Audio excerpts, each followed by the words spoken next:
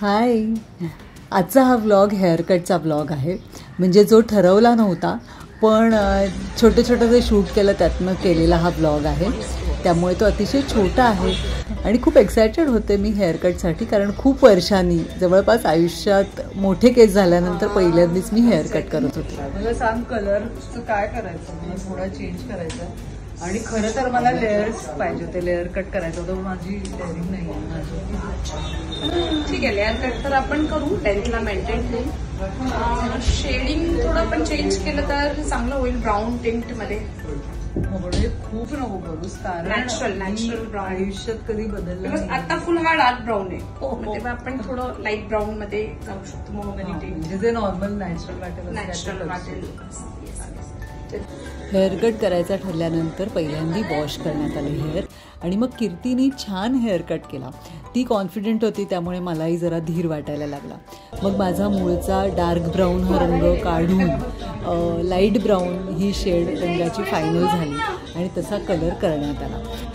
त्याचबरोबर डॅमेज्ड हेअरसाठी सुद्धा आणि हेअर स्ट्रॉंग व्हावेत म्हणून सुद्धा काही मास्क लावण्यात आले आणि मग फायनली माझा जो नवीन लुक आहे तो झाला.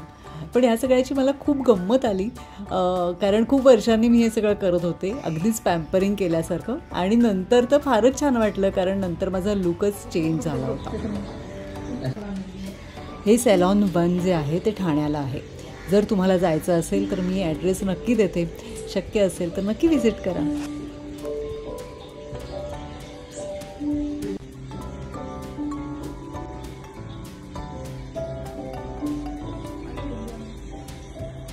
कसं वाटलं मॅम तुम्हाला लुक? फारच उत्तम. कसं दिसतं?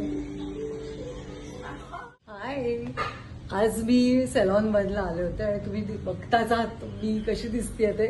आयुष्यात मला असं वाटतं की मी अनेक वर्षात, म्हणजे 30-40 वर्षात पहिल्यांदा केस कापलेत, म्हणजे थोडे ट्रिम केलेत, थोडा कीर्तीने वेगळा एक कट दिलाय.